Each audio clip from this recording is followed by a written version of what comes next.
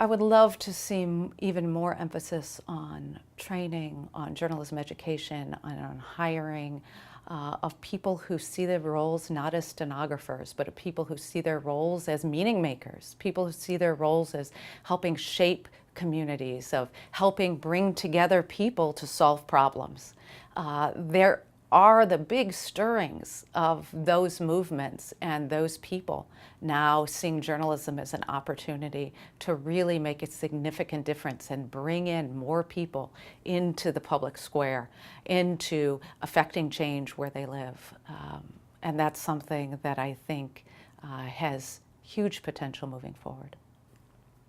So it's time for newsrooms, for editors, publishers, leaders of news organizations to take out a blank sheet of paper and to not look at how do we continue to trim from the bottom, how do we squeeze more tightly to meet the economic conditions we're in, but to look at what do we value?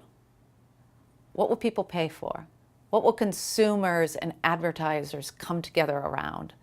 It's time to think, how do we present news? How do we deliver news?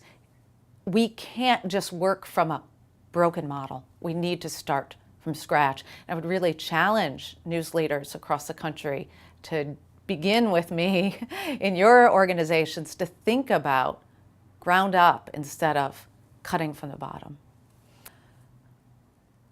And finally, I believe it's imperative that we begin to value news that holds up a mirror to our better selves. Certainly, journalism has always valued investigative journalism at the very top, and while it's incredibly important and remains incredibly important, it's a deep imbalance if we as journalists only point out what's wrong, if we only point out people taking advantage of us, if we only look at all the ways that our communities are failing. People deeply desire to know what's right, to see people thriving, to know solutions, to be part of solutions, and this opportunity that exists for us to find more muscular, deep, important ways to tell those stories and not relegate them to features fluff, I think is something that is a huge opportunity and is deeply needed.